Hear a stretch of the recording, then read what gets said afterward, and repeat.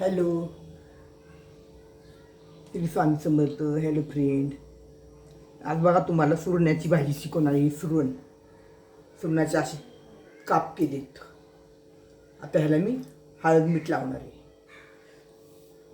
काप केलेत आणि गरम पाण्यातून काढलेत, म्हणजे खाज मरती म्हणून गरम पाण्यातून काढले. ते हळद मीठ लावून तोडून द्यायचे. खूप सुंदर लागतं, तुम्ही करून बघा. आमच्याकडे मिळत नाही, मिळाले की आणते मी.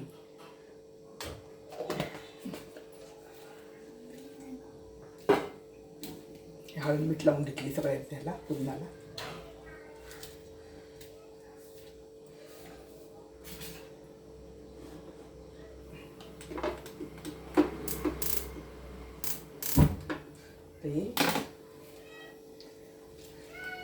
तेल टाकून थोडं थोडं थोडं थोडं कडक होऊन द्यायचं. अजिबात खाजत नाही किंवा काही लगी नाही. खूप सुंदर लागतं, खूप सुंदर लागतं. तोंडी लावायला, जेवणाबरोबर, भातवरणाबरोबर सगळ्याला छान तोडून घेतले हळद मीठ.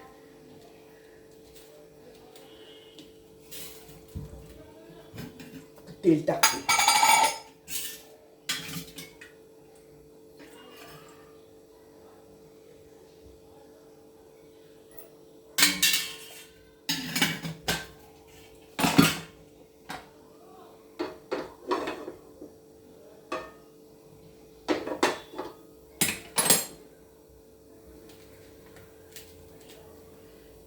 बाजारात मिळाले की मी सोडत नाही, मी आणतेच.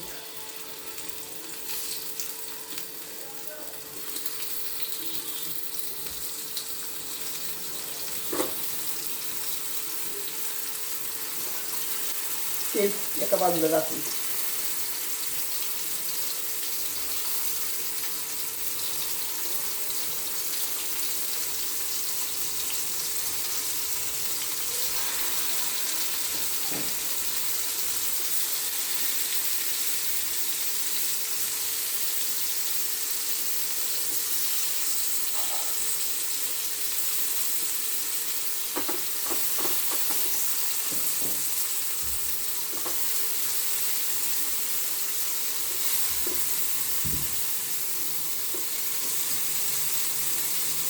तेल काय जास्त लागत नाही, लगेच होती थोडंसं तेलामध्ये.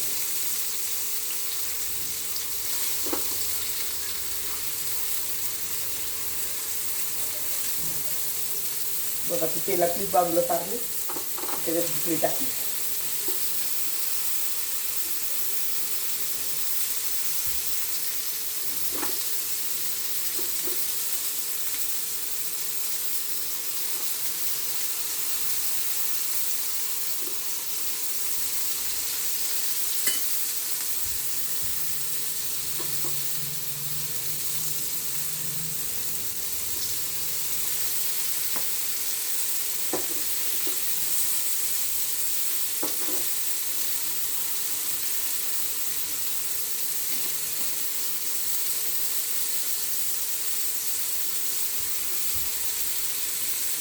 सुरण खाल्लेलं चांगलं असते.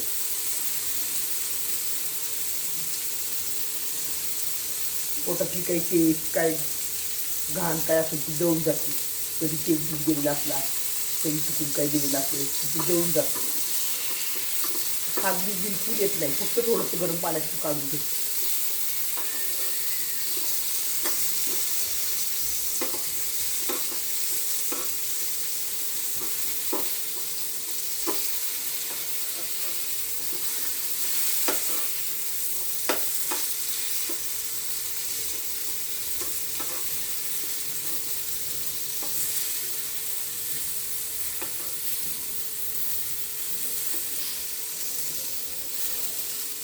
काल लग्नाला गेलो होतो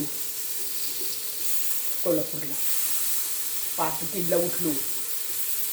3 वाजता उठलो. आंघोळ्या झाल्या, आंघोळ्या केल्या, आवरलं आणि निघालो. 3 ते 4 आवरलं. 4 वाजता गेलो. सगळ्यांची गाडी जमा झाली, सगळेजण जमले होते. 5 वाजता गाडी निघाली. मग कुठं थांबत, कुठं नाश्ता, कुठे चहा, कुठं असं करत करत 11:30ला पोचली.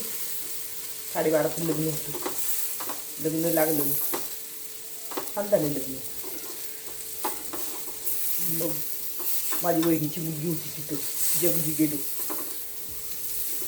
तिच्या मुली काही आम्हाला नको जेवायला जेवायला, म्हणजे लग्न लागलं की गेलो आम्ही. आणि मग तिने कोकम सरबत दिलं, मिठाईचा बॉक्स दिला, मला साडी दिली. इतका तिला आनंद झाला. मावशी मावशी मावशी मी मावशी आणि माझी आत्या म्हणजे माझ्या वडिलांची बहीण असता आम्ही दोघीजण तिच्या घरी गेलो. खूप तिला आनंद झाला. तर साडी दिली, तिने छान साडी घेतली, मिठाईचा बॉक्स दिला. शेवटी लेक असते, लेकीसारखी माया कोणी लावू शकत नाही आपल्याला.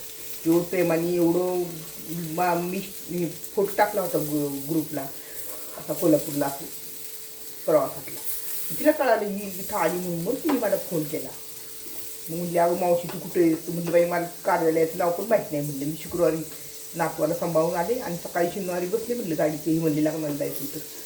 मग ते आत्या होती माझी शेजारी, तिला विचारलं. म्हणलं अगं कार्यालयाचं नाव सांग. तिनेच सांगितलं नाव कार्यालयाचं. मग म्हणलं मला म्हणजे येतो इथं जवळ ती घरी येतो. म्हणलं मी कशी येऊ? म्हणलं आम्हाला तर सांगितले लग्न झाले की जेवण करा आणि लगेच गाडीत आपल्या जाऊन बसा. कोल्हापूरचा रस्ता लांब आहे ना, पुण्यापासून भरपूर वेळ लागतो. तर मग म्हणजे मी येते. तिथं जवळच होतं घर.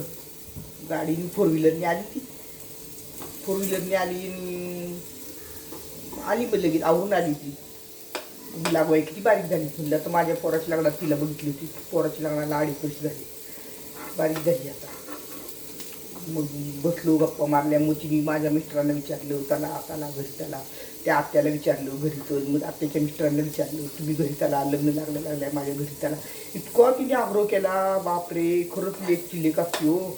एवढं कुणी आपल्याला आग्रहाने बोलवणार नाही, कुणी आग्रहाने कुठं नेणार नाही. ती दोघांनी परवानगी दिली. येतो आम्ही. मग लग्न लागल्या आम्ही एकत्र जमलो. तिने तिच्या नवऱ्याला मोठी गाडी घेऊन यायला सांगितलं. मोठी गाडी घेऊन आले. ते मोठी गाडी घेऊन आले. मग आम्ही बसलो 3 जण, 4 जण, 1 जण मागं, 3 जण पुढं. आणि मग गेलो तिच्या घरी. काय तिला इतका आनंद झाला. काय करून काय नको, काय करून काय नको. मावशी मावशी मावशी किती मी पहिल्यांदा तिच्याकडे गेलेली. काय जायचं योगच नाही. आता सुद्धा मी म्हणलं आता कोल्हापूर केवढं मोठं, ती कुठं असणार, आपण कुठं असणार, कसं काय जायचं म्हणलं. ती जवळच निघालं. तिने ते मेसेज वाचला आणि ती आली न्यायला आली. आम्हाला आणून सोडलं. आमचा पाहुणचार केला. कुणी आमचा असा एवढा घाई गडबडीने एवढा आनंदाने पाहुणचार आजपर्यंत केला नव्हता. तो तिने केला लेकीने. तिला मुलगा शाळेत गेला होता, तो काय आला नाही. नंतर तो येणार होता. मग आम्हाला थांबायला वेळ नव्हता. लग्न लागलो तर आम्ही परत कुणी म्हणायला नको बाबा ही लग्नाला आले का फिरायला आले म्हणून आम्ही आलो. अशा प्रकारे ती भेट झाली. आत्या भेटली माझी. आत्याची अजून कुठल्या गावाकडच्या पोरी भेटल्या. असे लग्न गेलो आपण लग्नाला की ते कोणाची ना कोणाची भेट होती. अशा प्रकारे छान झाला कालचा दिवस. सकाळी बसलेलो 11ला, तिथं 11:30 पोचलो. तिथं काही लगेच नाश्ता दिला पावभाजीचा नाश्ता केला. आणि म्हणजे आता आवरा म्हणली तर आम्ही काही आवरूनच गेली. साडी बिडी काही नेली नाही बदलायला. मग आत्याशी बसली गप्पा मारत. किती बहिणीची पोरगी. म्हणजे आमचा दिवस असाच गेला. मग झालं. मग आलो, जेवण केलं. मग बसलो. आमचं 4ला निघालो तिथून कोल्हापुरावरून. मग इथं रात्री 10:30ला आलो. 10:30ला आलो. मग रिक्षा केली एक डायरेक्ट. मग आलो घरी यायला 11 वाजले. मग आलो, झोपलो. सकाळी आता उठले, आवरलं, केसांना डाय केला. नातवाचं मंगळवारी बारसे वाढदिवसी म्हणून केसांना डाय केला. केस धुतली. आणि आता बघा हे स्वयंपाक करायचं आहे. आता हे सुरण केले. खूप छान लागतं बघा हे सुरण. बघा कसं केले. खूप खाऊन बघितलं ना तुम्हाला. कुणाला कसलंही सुरण असतं खाजत नाही काय नाही. फक्त एकदा थोडंसं गरम पाण्याचं काढून घ्यायचं आणि असं फोडी करायच्या. आणि आपण तेलात हळद मीठ लावून शालो फ्राय करायचा. ते शिजले पूर्ण. आता असंच ठेवायचं. कडक होते गरम तव्यावर. बघा आवडली का ही रेसिपी तुम्हाला? अशा प्रकारे माझा कालचा दिवस छान गेला. पोरीला भेटले, खूप छान वाटलं. खूप आनंद झाला लेकराला मावशी बघून. मावशी मावशी मावशी. शेवटी ती लेकच असते. लेकीशिवाय जगात काही नाही आहे. किती स्टेटसने किती प्रॉपर्टी असले, इतकं तिने प्रेमाने बोलवलं, इतकं तिने पाहुणचार केला, इतकं छान वाटलं ना. एवढं प्रेमाने आम्हाला कुणी आमच्यासाठी आली धावत पळत आवडून, आम्हाला नेलं गाडीने आणून सोडलं. इतकं म्हणजे प्रेम दिलं ना त्या पोरीनी. लेकीशिवाय माया नाही म्हणतात, लेक असावी एक तरी, असं आहे बघा. तर बघा याची रेसिपी तुम्हाला आवडली का बघा, कशी कशी वाटली ते करून बघा तुम्ही. खूप सुंदर आहे, खूप सुंदर रेसिपी. चला बाय बाय.